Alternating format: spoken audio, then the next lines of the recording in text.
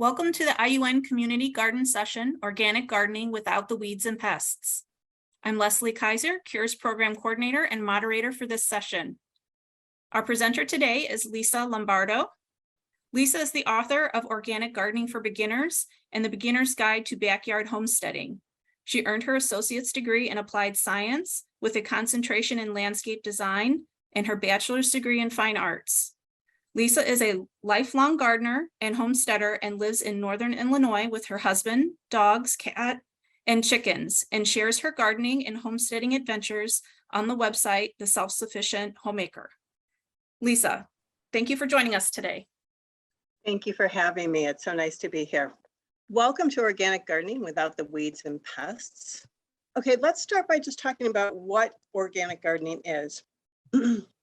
The basic definition of organic gardening is raising plants without synthetic fertilizers or pesticides. But I think that we can go into a deeper level.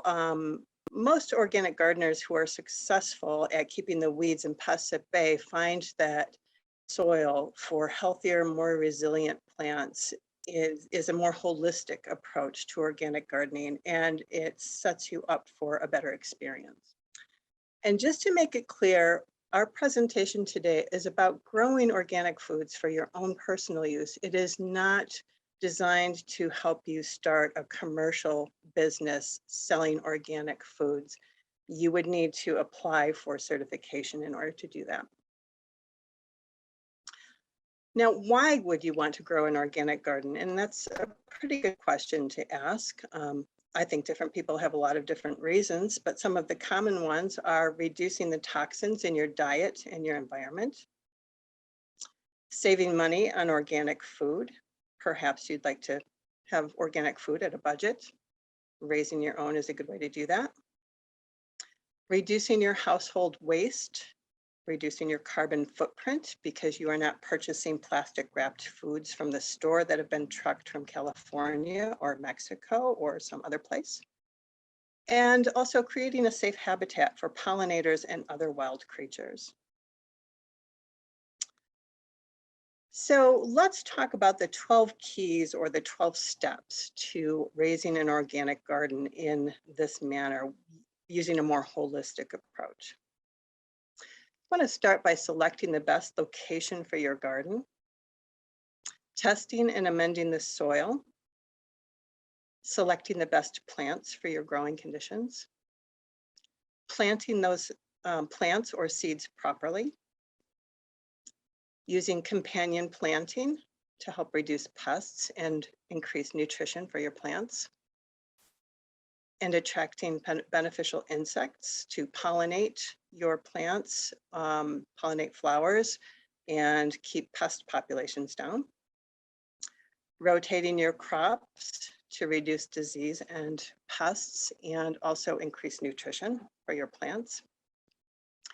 Pruning and staking your plants to keep them healthier. Preventing weeds with mulch. Irrigating your plants properly so that you are not spreading disease or encouraging disease. Using organic pest control and fertilizer. And using proper harvesting techniques and cleaning up your garden at the end of the season. So let's get started on selecting the best location. You want to make sure that choosing your when you're choosing your location, you want to choose a place that is healthy for the plants that you are going to be growing. This is the first step in having a healthy garden and healthy plants. Plants that are raised in conditions that are not ideal for them are not going to be as healthy. If they're poor conditions, these plants are not going to thrive. They may never produce a harvest for you if they are not happy in their location. So what do you need to have when you're selecting the best location? You want to consider what plants you're going to grow and what conditions they do well in. You know, how much sun they need, what kind of drainage they need. If you're raising a vegetable garden, which is going to be our concentration today, you need to have at least 6 hours of sunlight for vegetables. So you want to keep that in mind when you're selecting a location. Keeping your garden close to the house and your garden hose makes it much easier to take care of your garden and get out there and water. Avoiding utilities, septic fields, or sewer lines. Lot lines, you don't want to go over the lot line into your neighbor's yard. And avoiding tree roots or overhanging tree branches that will shade your garden. You also want to watch out for black walnut trees because they produce a toxin that is a detriment to many plants. You want to also try to reduce exposure to high winds, extreme heat, pesticide drift. If you live next to a neighbor who sprays their yard and you want organic vegetables, you do not want them spraying your vegetables. So try to place your garden where pesticide drift is not going to be a problem. And finally, you want to consider the soil type and water drainage. And that leads us to our next section on testing and amending the soil. Keep in mind that good soil is the foundation to raising a healthy garden. And in order to make sure that you have good soil, you want to check your soil type. Is it sandy, silty, or is it very high in clay? Does it have good drainage, or does it stay wet? Or maybe it drains too quickly, so you have to water more often. You'll also want to test your soil pH to make sure that your plants will be healthy in the soil pH that you have. You want to test for soil life, find out if you have a healthy ecosystem for your plants. And we will also touch briefly on possible contamination from lead and other heavy metals. So let's talk a little bit about the three main soil types. The three main soil types are sand, which has a light color. It's made up of large particles, very granular and gritty. Sand drains very quickly and it does not retain nutrients well. When you do the next test, the test that I'm going to tell you about, the jar test, we'll go talk about that in just a second. When you put your soil in and shake it up, your sand should settle out on the top, will settle out on the top. Silt is medium in color, has a medium-sized particle. It drains fairly well and retains nutrients fairly well. It has a silky texture and it settles in the middle in the jar test that we'll talk about momentarily. And clay is the darkest colored soil particle. It's very small plate-like particles that have a tendency to stick together. It retains nutrients and water very well. In fact, sometimes it retains water too well. And the texture is rather sticky, and clay is the densest particle, so it settles out at the bottom during that jar test that I was talking about. What is the ideal soil type? Loamy soil is ideal for gardening. And that's kind of the holy grail for garden soil, is to have a nice loamy soil that is ideally 40% sand, 40% silt, and 20% clay. Are you going to have those ratios? It's unlikely. So that's why we're talking about soil and how to test it. Loamy soil retains moisture and nutrients, but it also has good drainage. So you don't have the problem of it sitting wet for a long time, like you do with clay. Loamy soil also has quite a few little air pockets or spaces for air, which gives room for the water to drain through, root hairs to grow, things like that. It allows oxygen into the soil. So testing for healthy soil, you want to check your soil type, drainage, soil pH, and the health of your soil life.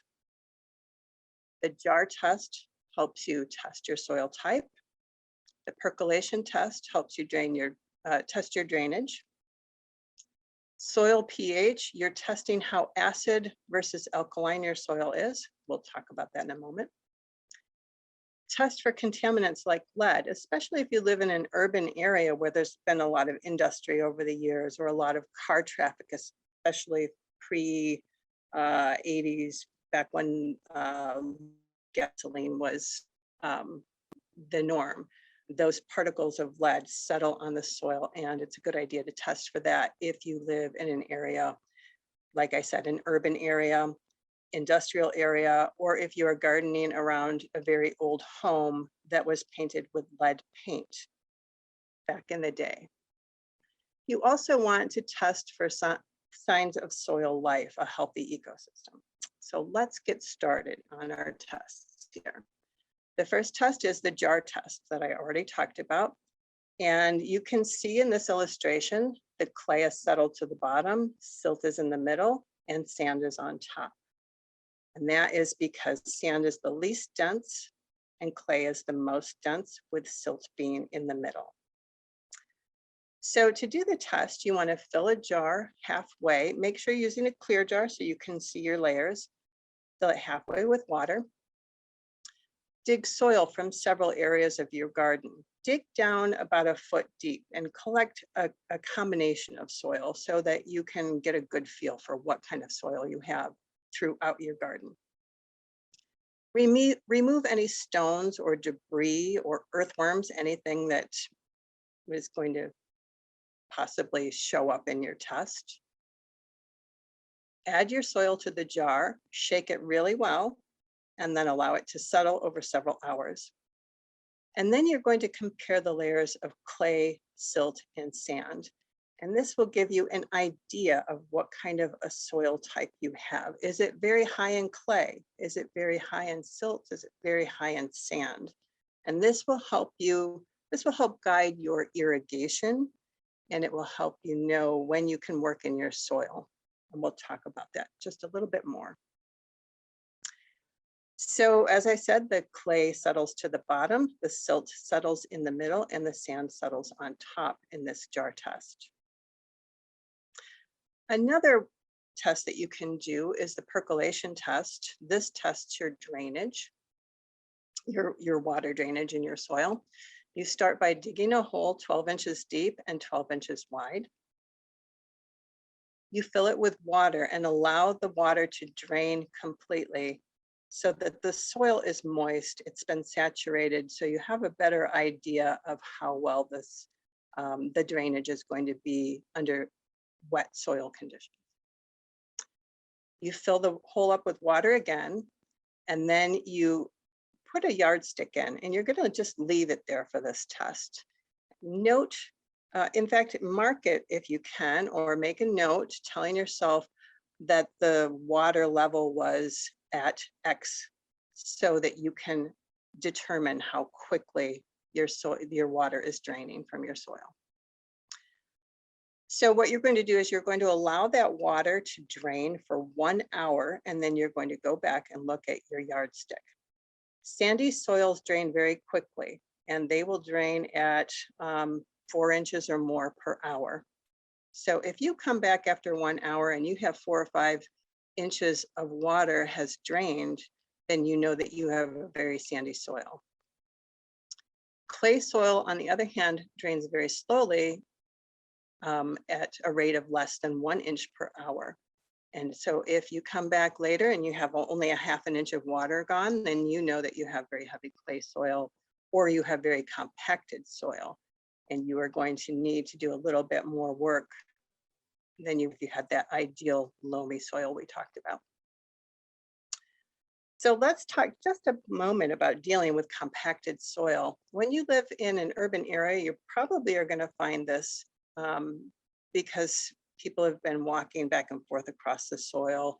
If you are using a rototiller or a plow or something to turn your soil in the spring, that compacts the soil just below where the soil has been worked.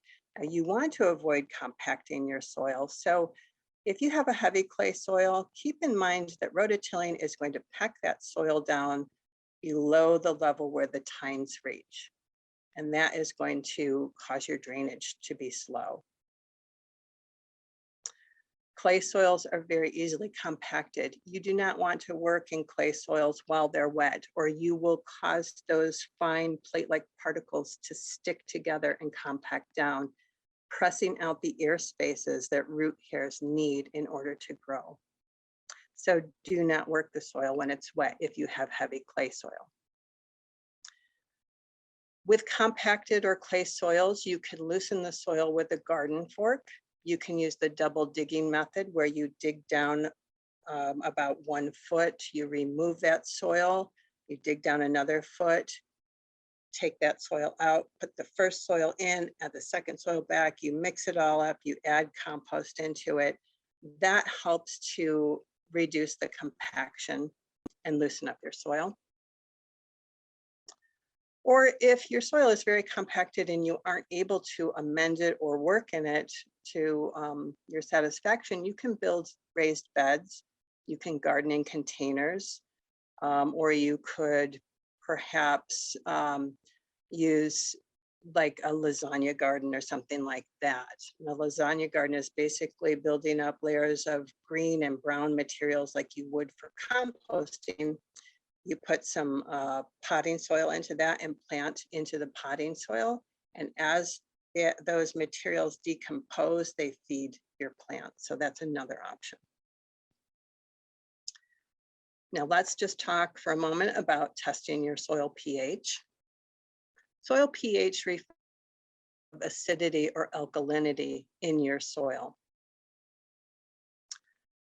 The pH ranges go from a very acid, 1, to very alkaline, 14, with 7 in the middle being neutral.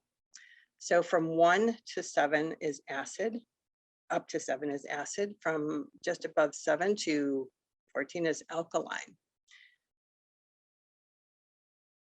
Most plants do best in slightly acid soil that has a pH of 5.5 to 7.0. If your soil is too alkaline or too acid, the problem is that the nutrients are not available to the plants to absorb through their roots and use. And so you want to amend your soil if it is too acid or too alkaline, but hopefully you have fairly neutral soil or slightly acid soil so that your plants will grow well. To do a soil test, you can go to your county extension office. They usually provide soil testing services for a small fee. You can also purchase a kit online, or you can go to a garden center and see if they have soil pH test kits, or you can purchase a reusable meter that you would not have to replace.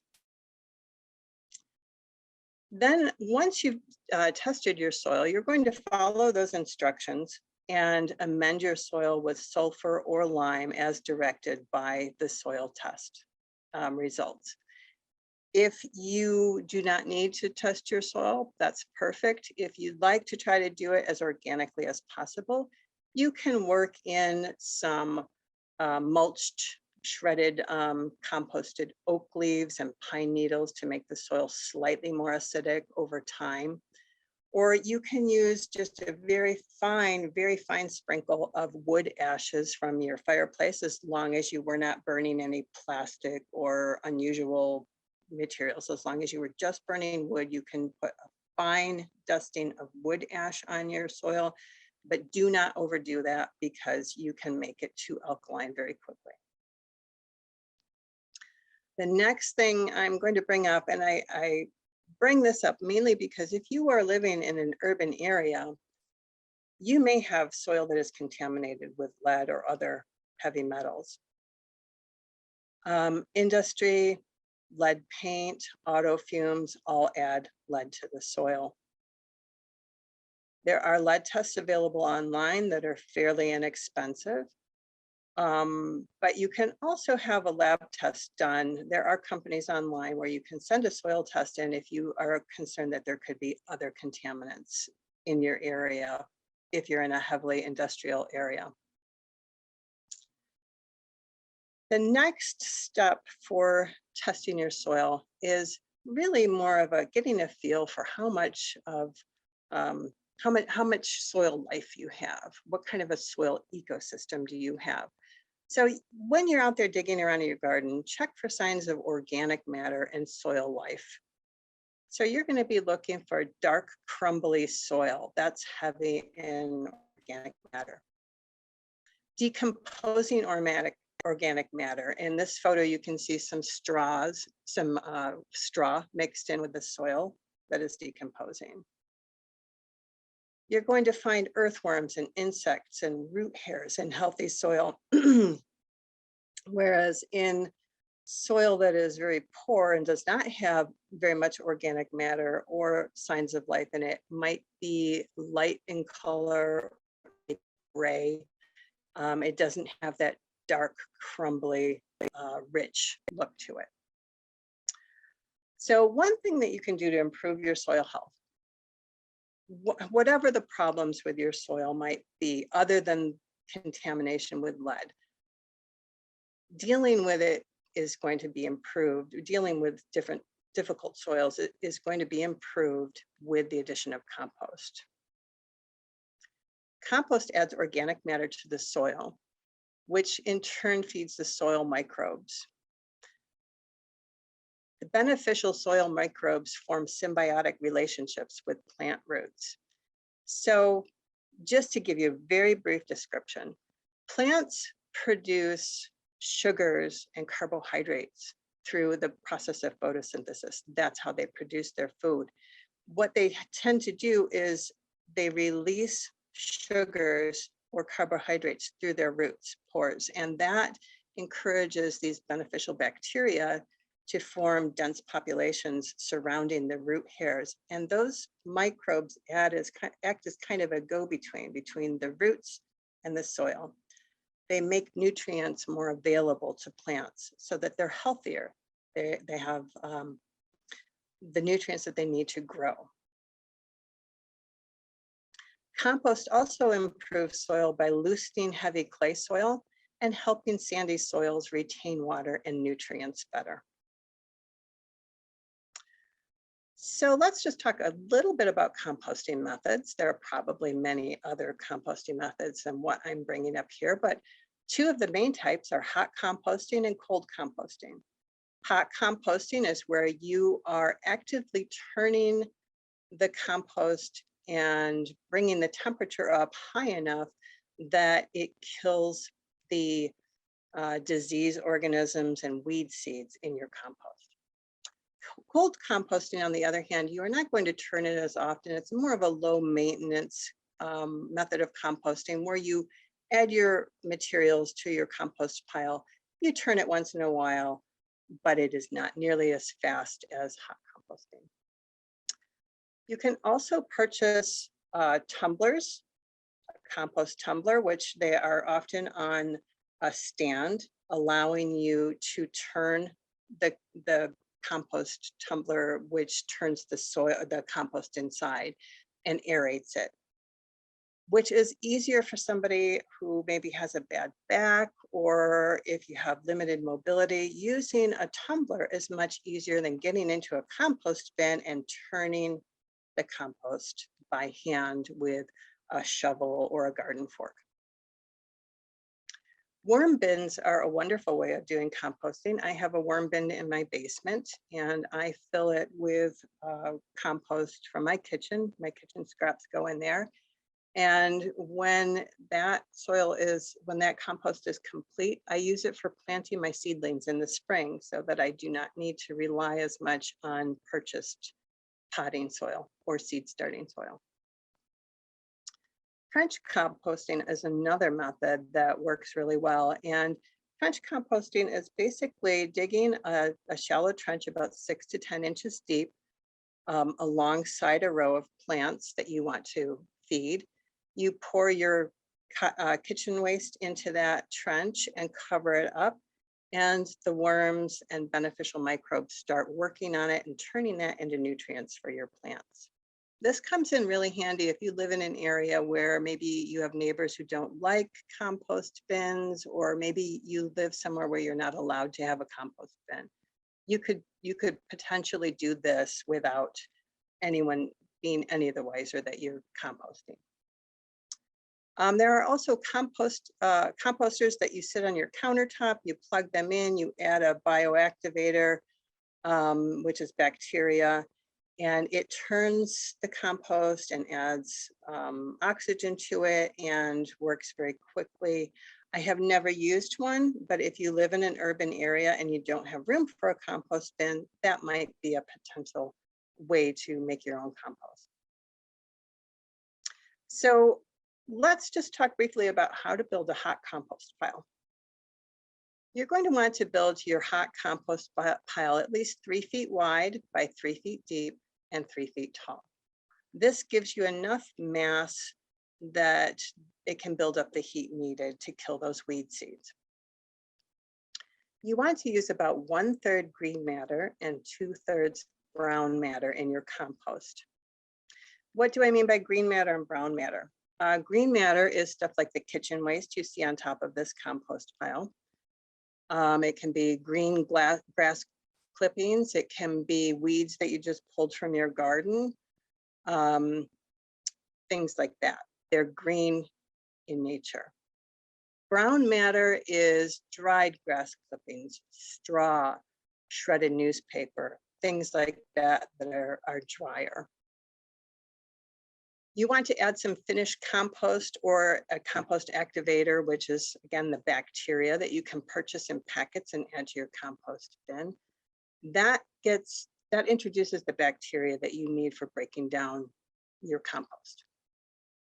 Keep your compost moist, but you don't want to pick up a handful of compost and be able to squeeze water out of it. If you can squeeze water out of it, then it's too wet. You're going to have anaerobic bacteria growing in there, which makes it stinky. You want to turn your compost every other day or maybe every 2 days to keep oxygen, to aerate it, keep oxygen in the compost pile so that bacteria can live and turn your waste into compost. Hot compost is usually ready in about a month.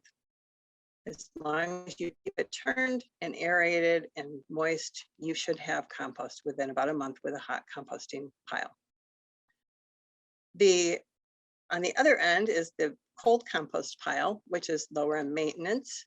You're going to layer your green and brown materials. You might not pay quite as much attention to the ratios. Add some finished compost or an activator to get things moving, introduce your bacteria. Keep your pile watered so that it's moist, but again, you still don't want it to be soggy. Turn it once a week if you can, and you should have compost in 3 or 4 months. If you don't turn it as often, it might be 6 months, or it might be the following garden season if you forget about it. Some things that you should not compost. Don't compost meat and dairy products because they attract rodents, they cause an odor. If your neighbors weren't opposed to compost bins before, they may end up being opposed to it if you have a stinky pile. Don't put in dog poo or cat poo or anything like that. You don't want pet feces because they can have parasites that can contaminate your food crops, and then you're going to eat those. So you don't want that in there. Just as a side note, you can compost pet feces separately from your compost that you're going to use in your vegetable garden if you choose to. Just do not use it on food crops. Don't add a whole lot of citrus rinds to your compost. Citrus rinds contain a chemical that kills bacteria and slows decomposition. So a few citrus rinds are not a big deal. But if you're making orange juice every morning, you don't want to put that in your compost bin. Unfortunately, it will cause the bacteria to slow down or die. Try not to put in plants infected with diseases or pest eggs. If you use a hot composting method, you may be able to kill those diseases and pest eggs with the heat. But if you don't do it properly, you could be spreading that disease or those pest eggs to your garden again in the spring or the next time you add compost to your garden. Some problems that you might run into when you're composting: you could have a bad odor. That could be because your compost is too wet, you use too much green matter, you didn't turn it enough, so there's not enough oxygen. To remedy this, add brown matter and turn the pile. Turn it more often to get the air into the pile so that the bacteria can grow. If your compost isn't breaking down, it might be too dry. Maybe you don't have enough bacteria. Maybe you've added too much brown matter. So add some water, maybe some more green matter if you used a lot of brown matter, and some compost activator, and turn it again. That should get things going. If you're getting rodents, even if you didn't add meat and dairy products to your compost, you might want to back off on the kitchen waste and use an indoor worm bin or a compost tumbler that's more difficult for mice to get into, to prevent rodents from getting into your compost. Now let's move on to the next section, which is selecting the best plants. First of all, you want to raise plants that you enjoy and that you're going to use. If you're raising a vegetable garden, which is our concentration today, you want to raise those vegetables that you enjoy eating, to make sure that you are not raising them just for them to go to waste. You also want to consider your plant needs. Are they suited to the growing conditions you have? If you're gardening in an area that's kind of shady, then you might use some vegetables that can handle a little bit more shade, such as lettuce or peas. Think about the life cycle of your plant. You want to know the difference between annuals, biennials, and perennials. And if you are going to be using perennials, you want to make sure that you're leaving room for their mature size over several years. Try to choose pest and disease resistant varieties whenever possible to help reduce the amount of problems that you're going to encounter as you're gardening. Choose healthy plants when you're out there looking at seedlings in the spring. You also want to find your zone on the USDA plant hardiness map. And this is going to help you plan for perennials especially, but it also helps you plan annuals too. And we'll talk about that just a little bit more. You also want to find your average date of your last frost in spring and your first frost in the fall. This is going to help you determine the length of your growing season and when to plant your seeds or your seedlings. Let's talk just a little bit about plant needs and growing conditions. You want to choose plants, like I said, that are adapted to your growing conditions so that they'll be healthy. You're going to need to consider the amount of sunlight that those plants are going to get. Full sun plants need at least 6 hours of sun a day. Part shade or part sun plants need 3 to 6 hours of sun.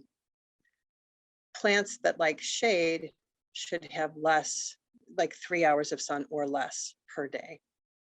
And this is talking about direct sunlight outdoors. You want to make sure that you are not exposing plants to too much heat, cold, or high winds, especially like if you have something like a cool season crop like lettuce or spinach. When you plant those next to maybe blacktop, the heat from the blacktop can make them go to seed much faster in the spring. And conversely, if you have heat-loving plants like eggplants or okra, you want to make sure that you're not choosing varieties that are not going to do well because your growing conditions are too cold.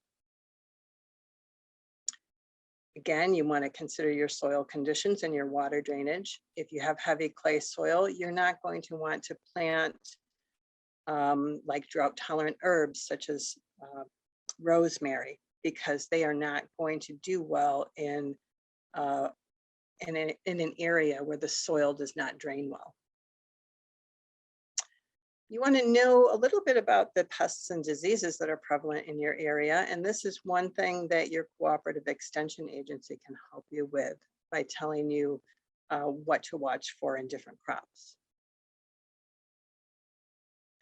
Consider your available time and energy levels. If you're working a full-time job and the only time that you have to work in your garden is over the weekend, you want to make sure that you're not planting so much that you cannot go and take care of it, because that's a sure way to end up with a lot of weeds and pests.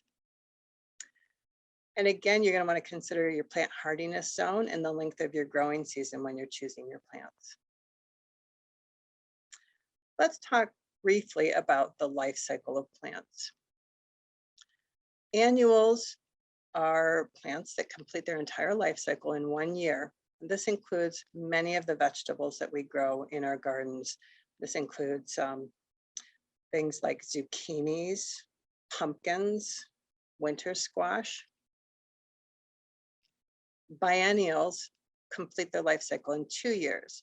Biennial vegetables are quite common, but they're actually usually grown as annuals because we want to eat the roots that they store their energy in, like in beets and carrots. Or we want to eat the leafy green vegetable parts in kale or cabbage. Those are actually biennials. So they will start with vegetative growth in the first year, and then in the second year, they send up a flower stalk and set seed in order to grow the next year's vegetables. Some flowers are biennials. You might be familiar with hollyhocks, which have leaves the first year and then flowers the second year. Foxglove is another one.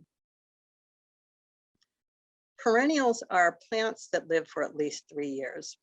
This includes fruit trees, some vegetables like asparagus, French sorrel, rhubarb, and quite a few flowers like daylilies. Those are plants that you're going to put in the ground, and in the case of fruit trees, you're probably never going to move them. So you want to make sure that you are choosing the best spot for those plants. Look ahead to the mature size of that plant so that you know how big it's going to get. So how much room do you need to leave for it?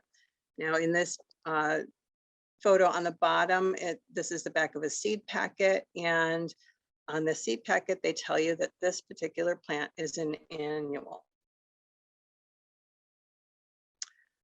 Whenever possible, try to choose pest and disease resistant plants. Some plants are naturally more resistant to pests and disease. Garlic is pretty pest resistant. Sage, calendula, which is pot marigold, those are all pretty pest and disease resistant.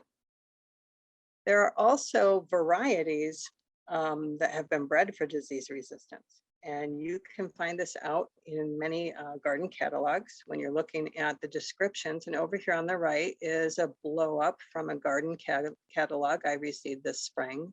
This is in the description for a tomato variety that is resistant against 3 different pathogens. The F stands for Fusarium wilt, RKN stands for root knot nematode, and V stands for verticillium wilt. So those are diseases that that particular tomato variety has been bred to resist. Usually they will have a little guide telling you what the different abbreviations mean. So once you know what diseases are common in your area, you can choose varieties that are resistant to those diseases. And finally, keep in mind that healthy plants that have the nutrients and the water levels they need and good soil and sunlight are less susceptible to plants and disease. Plants give off a chemical scent when they are attacked, when they're under attack from insects or pests, or they've been cut or damaged in some way. And that scent actually attracts more pests to them.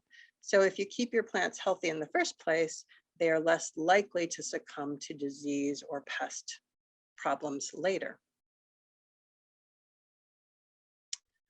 Choosing healthy plants at the garden center is really important when you're out there in the spring picking up your plants. You want to make sure that the plants that you're purchasing are stocky, a nice deep green color and healthy looking. Avoid plants that have pests on them. If you see any little fruit fly looking creatures crawling on the soil, those could be fungus gnats. Leave those at the garden center. If they've got yellowing leaves, the seedlings are very leggy, those are they're stressed. The yellowing leaves means that either they don't have enough fertilizer or there's something wrong. Maybe they didn't get enough water for a while or something like that. Again, leggy seedlings are much more likely to be broken off by wind or damaged.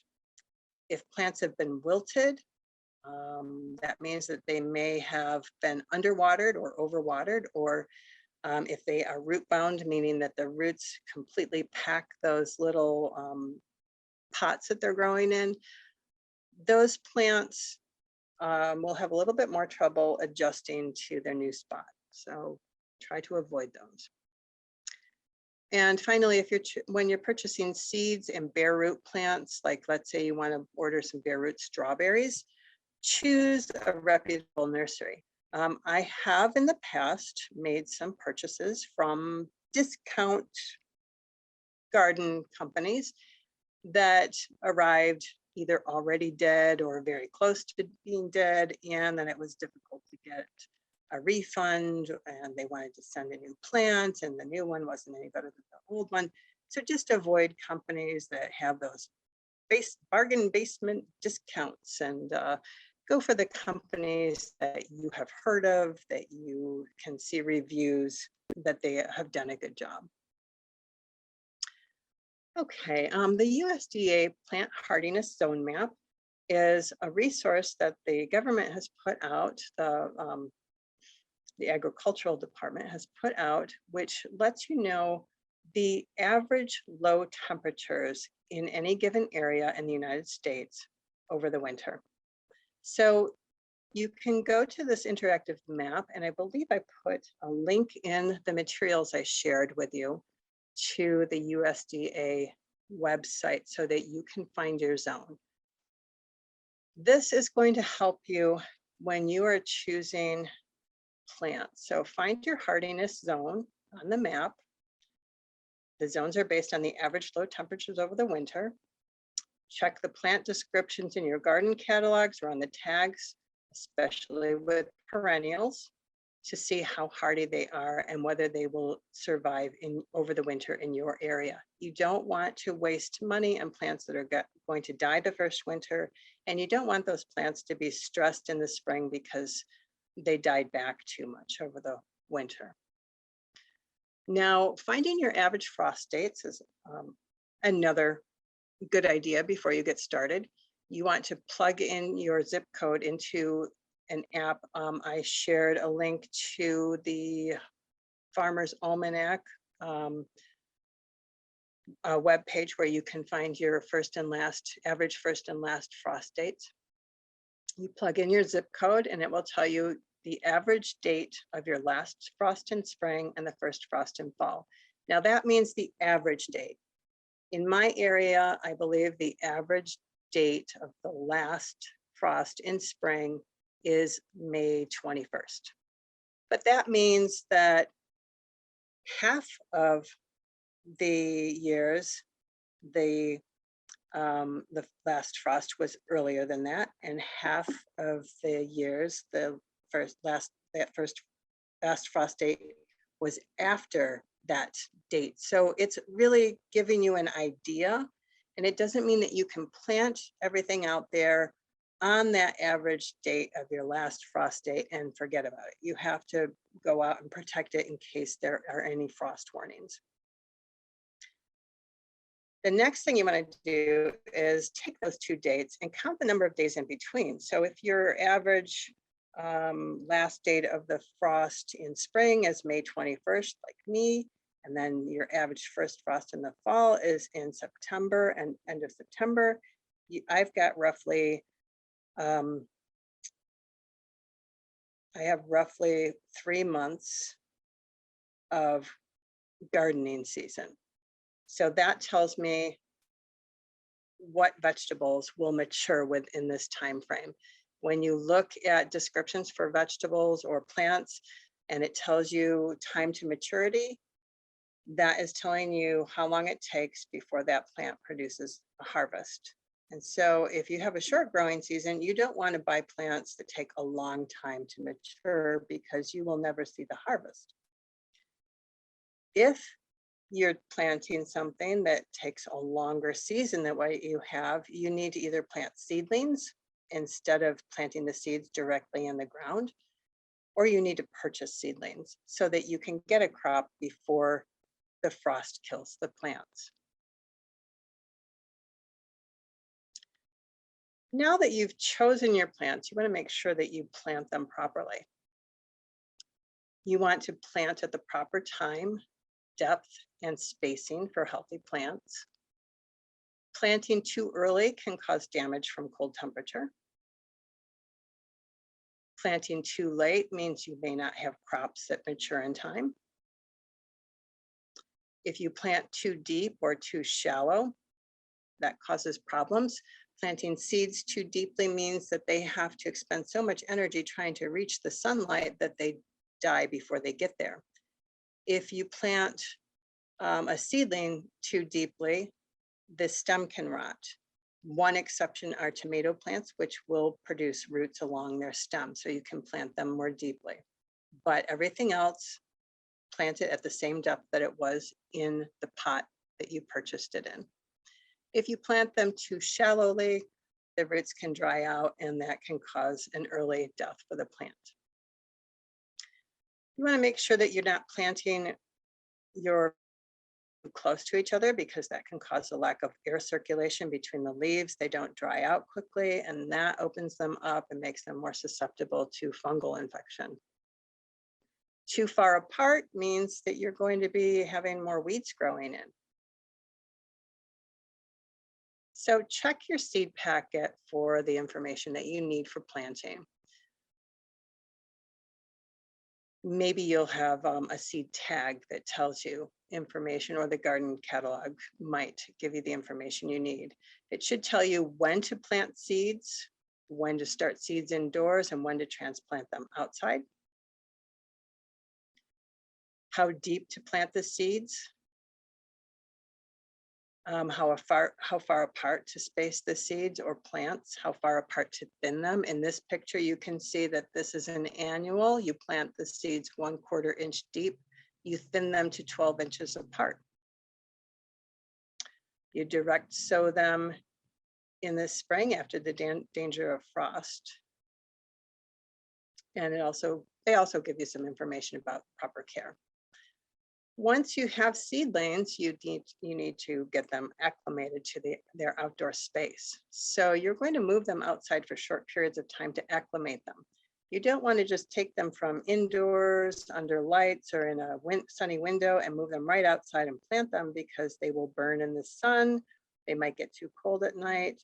They're not going to do well. It will really stress them out. So start out by placing them in a spot with light shade for a few minutes a day, and slowly move them outside for longer periods of time and move them to a sunnier spot, a spot with a little bit more wind, just enough to keep making them stronger and more acclimated to the area where you're going to plant them. Make sure that you bring them indoors until the nighttime temperatures remain warm enough, especially if you get frost warnings. You have to be right on top of that and bring them inside to protect them.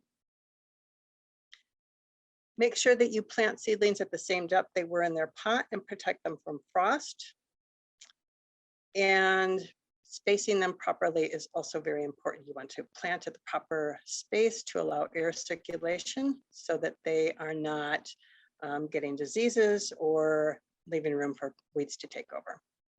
Some common reasons that people don't space their plants properly are they are unsure of the proper spacing, they forget to thin, or they don't want to thin, or they're planting too closely because they don't have much space and they really want to raise a lot of plants, or maybe underestimating the mature size of a plant. So start out by drawing your garden layout, measure your garden space and draw it out on your graph paper and note the size that you're using. So if you have, say, a 10-foot by 4-foot garden space, you could use a 1 square foot equals one little box on this grid. That would mean 1 square foot. So you could draw 4 squares wide by 10 squares long, and then you can work with noting the size of your plants and where to lay them out in order to ensure proper spacing. Bring your garden layout with you when you plant so that you can follow it, and keep a copy of your layout for future plans so that you know where you planted everything from year to year.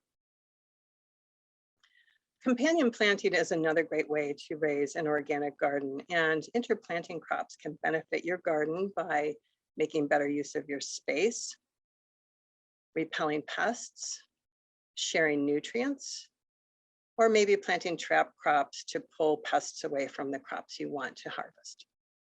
Living mulches are also good because they grow low to the ground and hold in moisture. Some examples of planting companions are spinach and leeks, cabbage and garlic, Three Sisters planting, which is corn, pumpkins, and pole beans.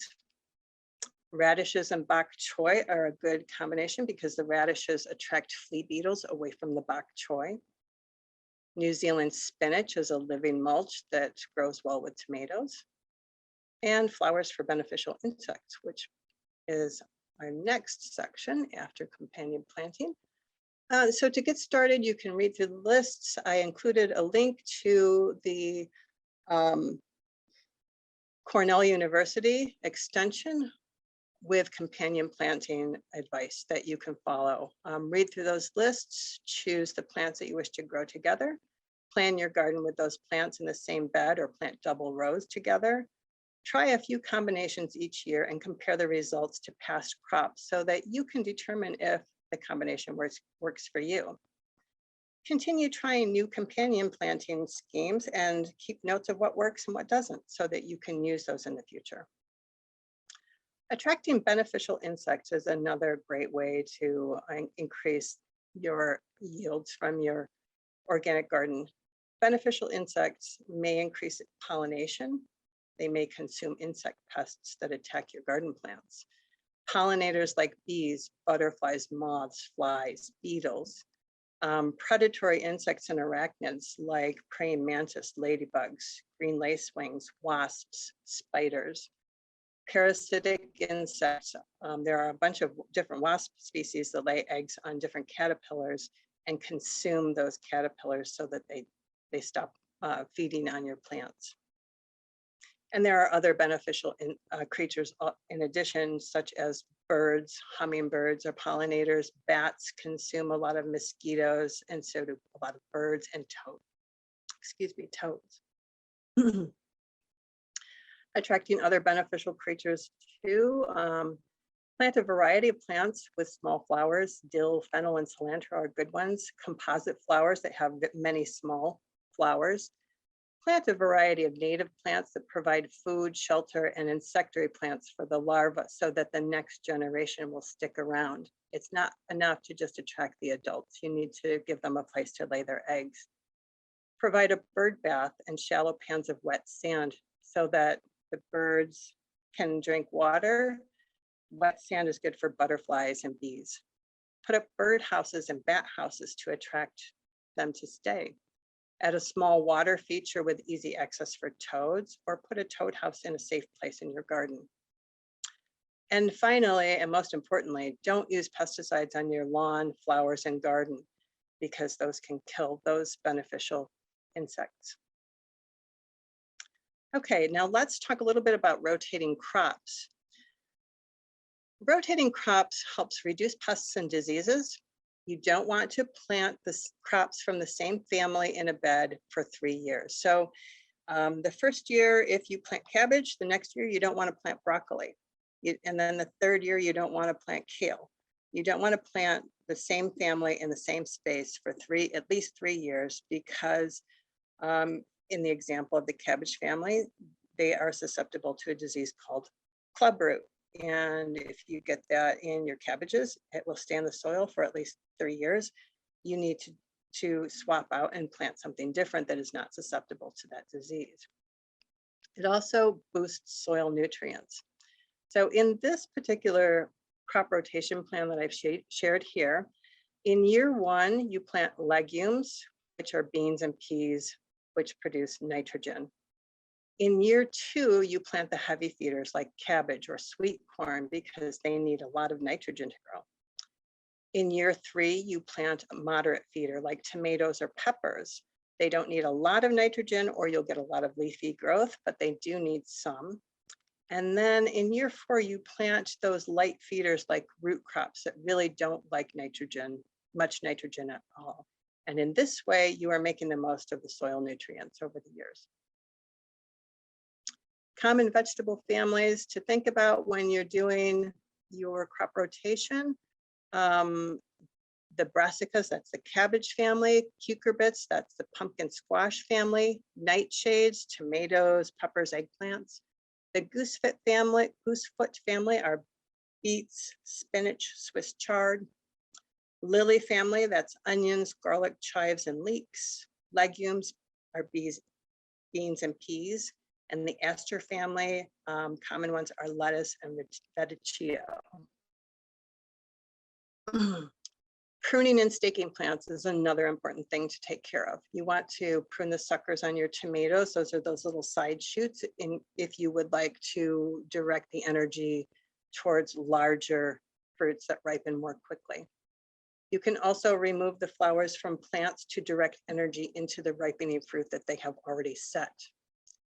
Prune to remove the dead, damaged, or weak growth on like fruit trees or fruiting shrubs.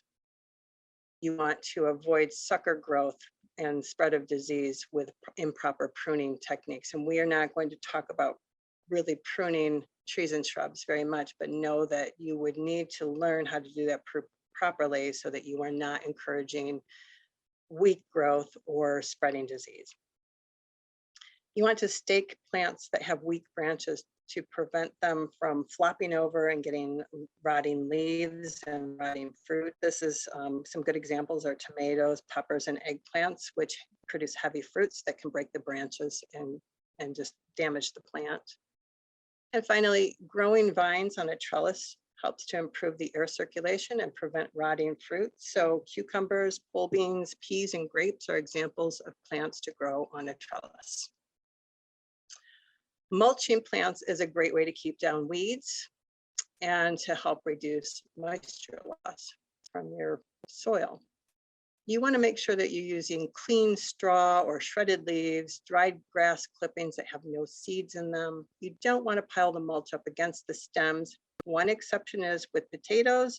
In this photo, you can see my potato plants are mulched with straw, and I pile the mulch up around the base of the plants to encourage more potatoes to grow.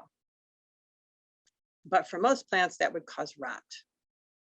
You can use compost and well-rotted manure for heavy feeders, such as squash and corn and leafy greens. And maybe cardboard for areas where you have problems with slugs, snails, or squash bugs, because those pests like to hide in mulch. And so cardboard allows you to flip it over and check for the slugs in the morning and remove them. Living mulches, again, those are low-growing plants that spread out, shading out weeds and keeping the soil cool. Irrigating plants is important. You need to know how to do this because the symptoms of overwatering and underwatering are very much the same. You'll have wilted plants, and that's because plants that are watered have their roots start to rot, and then they cannot absorb the water that they need to survive. So make sure that you're checking before you water. Drought tolerant plants, water them when the soil is dry 2 inches below the surface. You're going to stick your finger into the soil and check to make sure that they actually need water before you give it to them. Most plants like water when it's damp, when the soil is damp 1 inch below the surface. And thirsty plants, water them when the soil surface is dry. Water plants at the base to avoid getting wet leaves, which encourages disease. Water early in the day so the leaves dry out before nightfall. And again, don't use sprinklers because that will get the leaves wet. And again, it encourages like watering. Some automatic irrigation containers. Methods that you can use are self-watering containers, a simple drip irrigation with a bottle of water with a tiny hole in the top and the bottom, like I have in this photo where I have a milk jug with a small hole for watering a pepper plant. You can use timed drip irrigation with a hose with a timer attached to a faucet, but that it gets into a little bit more expense. There's also something called an Oya, called An oya, which is a clay container that is buried partially beneath the surface of the soil. You fill it with water and it releases the moisture slowly. Organic pest control and fertilizer. First of all, you need to know that synthetic pesticides kill insects and beneficial microbes in the soil.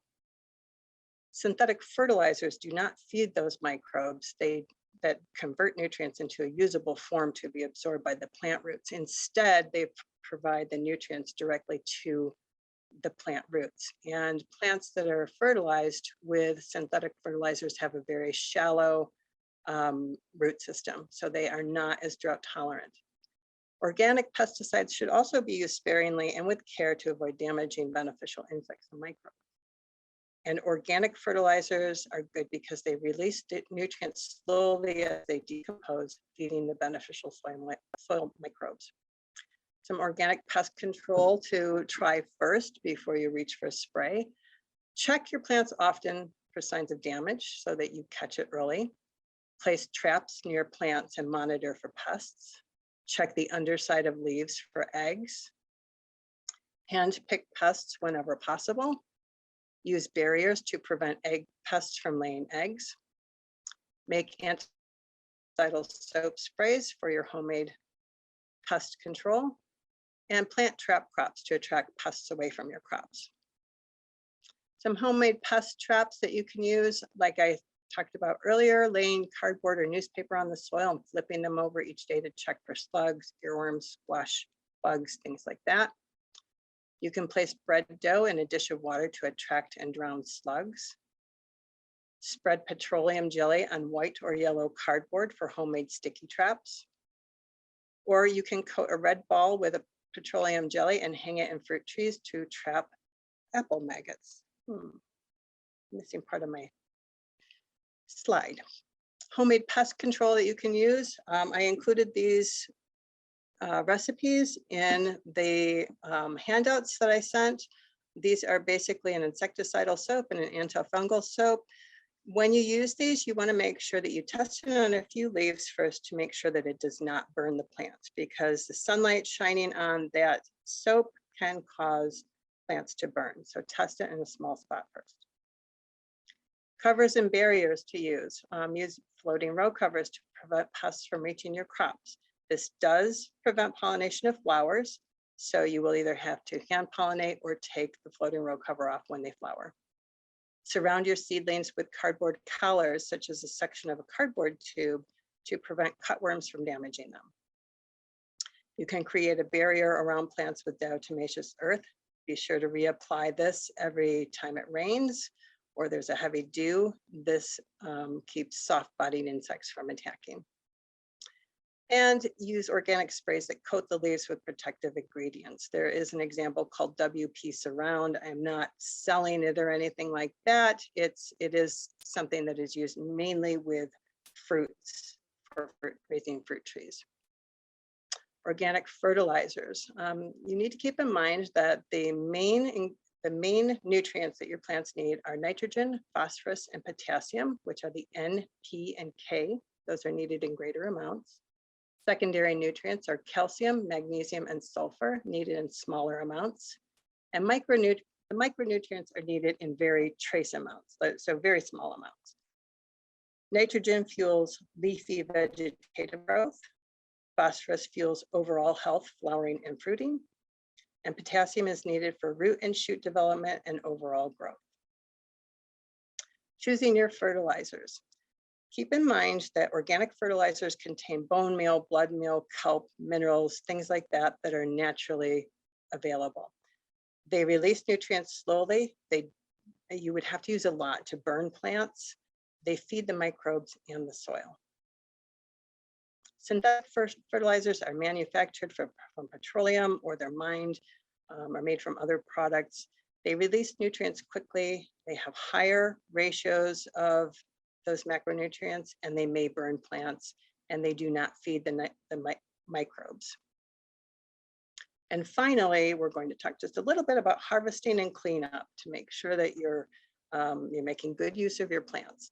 So you want to harvest your crops at the proper time to reduce loss from pests, disease, and plants putting energy into seeds. So in this photo, I'm showing a bowl of green beans that I harvested. Green beans are notorious for slowing down production and stopping when the beans get too big. So if they start to develop seeds and get tough, then the plant wants to finish ripening that bean in order to produce the next generation instead of producing more flowers. So you have to keep the plants picked. And also, for example, when I harvest my tomatoes, I harvest them just slightly underripe because otherwise I have a big problem with slugs getting to them. When you're harvesting, make sure that you wash your hands first so that you are not bringing in any diseases, especially if you've been handling produce from the grocery store. And harvest after the leaves have dried in the morning. So after the dew has dried, because as you're harvesting, especially something like green beans, when I harvest beans, I don't want the plants to be wet because they are highly susceptible to a lot of fungal diseases. And so if you have those spores on one plant and you're harvesting the whole row and you get the spores on your hands, you're going to spread it from one plant to the next. If your hands are clean before you start and you harvest after the leaves have dried, you're less likely to spread those fungal spores. And in the fall or in between crops, you want to make sure that you clean up all of the debris from your garden to avoid having overwintering pests and diseases. And finally, you want to make sure that you clean your tools with rubbing alcohol or a 10% bleach solution in between using them to prevent spreading disease. This is especially important when you're pruning. You want to clean your pruners in between making cuts in different trees so that you're not spreading disease. Okay, so I've shared with you 12 tips, 12 steps for raising a successful organic garden.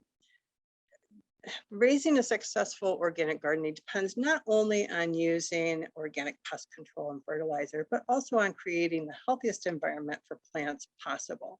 This allows them to thrive without the problems with weeds and pests. So just to go back through these real quickly and highlight them, you're going to want to make sure you select the best location, test, amend, and feed the soil with compost. Select the best plants for your growing conditions. Plant them properly. Check those seed packets. Plant companions that will help to benefit one another. Attract beneficial insects to help keep pest populations low and to increase pollination. Rotate your crops to reduce disease and increase nutrients. Prune and stake your plants properly.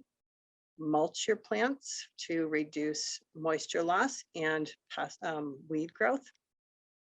Irrigate properly to prevent watering problems. Use organic pest control and fertilizer. And finally, use proper harvesting and cleanup techniques in your garden.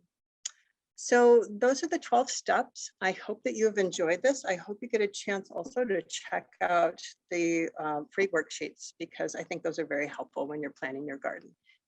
If anybody has any questions, feel free to ask them now. If you can't think of anything at the moment and you're just buzzing with all the information and you think of something later, you can always contact me through my website at the Self-Sufficient Homemaker and ask questions there. I am always happy to help, and I really try to get back to people who contact me through my website. So if you have anything that you want to know how to use the worksheets, or you have questions about anything that I've talked about today, just please let me know. There is a question that just popped up in the chat about suckers on tomatoes and roses. What do those look like? They're going to be very different. Okay, on tomatoes, the suckers are what they refer to when they're talking about the side shoots. So you'll have the main stem of the tomato plant, and then everywhere that leaves or a little stem starts to grow out of that main stem, you'll have a set of leaves that come out, and then in that little space between the leaf stem and the main stem, you'll see a little stem coming up. That will actually produce flowers and fruit eventually. If you pinch those off, the plant will put its energy into the main stem and it will ripen its fruit more quickly. So that's how to tell where the suckers for a tomato plant are. With roses, it's very different. Roses are a perennial that are usually grafted. So you'll have one type of plant for the rootstock and a different type of plant for the top, the part that flowers. And you do not want the suckers to come up because those are going to come up from the roots, and those are going to be the type of plant that was used for the rootstock. So they won't look anything like the flowers that you're looking for. So those will be coming up from the soil or beneath the graft union on the rose plant. And you can tell the graft union by looking at the stem, and you'll see a large sort of knob or node at the bottom that is a swollen spot. That's the graft union. Anything that comes up below that, you should pinch off or cut back. Well, I had a quick question. You talked a little bit about living mulch. And Yes. do you have any species that you would recommend? Well, first of all, you want to make sure that when you're companion planting, you're putting two different plants or two or more different plants together in the same area, you want to make sure that they have the same growing needs as far as their growing conditions. So I used the example of planting New Zealand spinach around tomato. New Zealand spinach and tomatoes both like the same conditions. They both like a fairly moist soil. And New Zealand spinach has a tendency to get, pretty rampant growth, and it spreads out and covers the ground. And so it has these leafy greens that cover the soil, but it doesn't grow tall enough to shade out the tomatoes. Some other potential living mulches could be like arugula is a spring crop that you could grow surrounding onions in the spring, and then you harvest the arugula as it gets large enough, but you leave the onions to continue growing. So it would be a living mulch for part of the season. Another example would be, I shared the example of spinach and leeks. They both are spring crops. You can plant them at the same time. The spinach is harvested fairly early on, and then the leeks are continue to grow. So you'll have a living mulch for part of the season. So those are a couple of examples. Another possibility would be if you're planting something like sweet corn, you could put green beans along the south, like bush beans along the south side of the sweet corn, because the bean plants will help to shade the soil, and they will also add nitrogen to the soil by fixing atmospheric nitrogen through the use of beneficial microbes in their little nodes on their roots. So that's a good living mulch for sweet corn, or even sunflowers, which like a lot of nitrogen also. So those are a couple of examples. So on your homestead, what would you say are the best like gardening techniques that you use? As far as, do you use a lot of just vertical gardening, raised beds? What do you find works best? Well, I do not have raised beds because I have a fairly large garden, and I didn't want to put the expense into those wooden raised beds.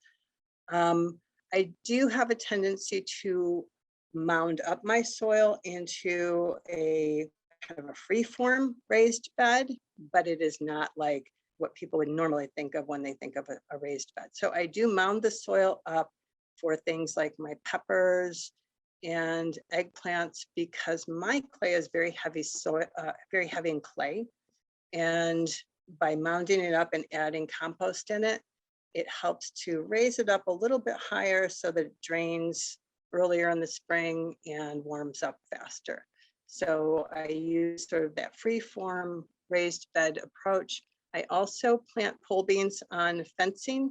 I have some sections of fence to keep the deer from coming into my garden, and I plant pole beans or scarlet runner beans on those, or peas, or other vining plants. So I do like to grow vertically that way. I usually use tomato cages for staking my plants. I use tomato cages around my okra, my peppers, my eggplant, and smaller tomato plants. let's see, I also use a lot of companion planting and double row planting. So I will plant like maybe a row of sweet corn with green beans just south of it. I like that combination. I like sunflowers with cucumbers and squash, because the cucumbers and squash can spread out while the sunflowers get tall, and it makes better use of my space. I compost pretty much everything and add compost to the soil every year. So I'm constantly increasing the soil microbes, and that helps a lot with pest control and nutrients. Let's see. I also, I plant a lot of things in hills, like the cucumbers and cucumbers and pumpkins and squash, things like that. I like to plant in hills because that raises the soil up and it warms up more quickly in the spring. And those are heat-loving crops. So hopefully I've answered that. Yeah. Do you have any experience with hoop houses? I have, but more from an employment, being employed through garden centers and nurseries. For one of the nurseries that I worked for, I was responsible for managing the greenhouse, which was not maybe as complicated as it might sound, because we brought in everything, they ordered it, so we didn't actually start the plants. But once they came in, I had to be responsible for making sure that the workers watered them properly, they were fertilized properly, and anything that looked like it was getting a disease had to be thrown out. So I worked in a hoop house as far as sales of plants in the spring, but not for growing my own garden. Okay, we do have a couple more questions that popped up in chat. Okay. Can we use weeds for living mulch? For example, edible weeds? That is perfectly fine. And if you're interested in reading more about organic gardening, I recommend going to anything written by Robert Rodale. And he coined a term called taking care of your underplants. He talked about planting living mulches or allowing edible weeds to come up and cover the ground. So some edible weeds that you could use would be purslane, is really good because it's not an aggressive plant. It is edible. You can use it in your salads and it tastes really good. So yes, you can use edible weeds. I allow some lamb's quarter to go wild in my garden every year because I really enjoy eating it when I don't have enough greens sometimes. So hopefully that answered your question. And I also see how to discourage chipmunks to dig in the garden. This is a big problem, and this is actually one of my pest peeves, if you will. I have so many chipmunks, and they have been little rascals, especially in my container garden. I have been sprinkling crushed red chili pepper on top of the soil. I have to put it down every day, and sometimes it still isn't enough, but you could potentially use, I have sprayed with coyote urine, or fox urine. You can purchase those in the sporting goods section at pretty much any of the big box stores that have a sporting goods section, or you can go to a sporting goods store and purchase one of those, either coyote urine or bobcat urine or fox urine, and spray that around the areas where they're digging. Do not spray it on your plants. Do not spray it on your, you don't want to get it on your clothes. You don't want to have this on your person, because your dogs will not leave you alone, and people are going to wonder what that smell is. So that's another possibility. I have also read that peppermint oil works, but I have not had much experience with that. So if you want to try it, it might work. And finally, if it's really a huge problem, you might have to put something down like hardware cloth and just remove enough of it to plant your plants, and be careful because it does have sharp edges, but that will keep them from digging. And how do you get rid of weeds? Well, the mulching is really great. One of the biggest problems with weeds is if you let them go early in the year, then it's difficult to get caught up. So try to pull them when they're small, or mulch heavily around your plants to prevent the weeds from germinating in the first place. Another thing to keep in mind when you're mulching is don't pile the mulch up on the stems, because you could end up causing your plant to rot from disease, from fungi. So I recommend mulching and going out and pulling the weeds that do come up. Okay, Lisa, I want to thank you for this presentation. It was very informative. Thank you so much. I'm happy to be here.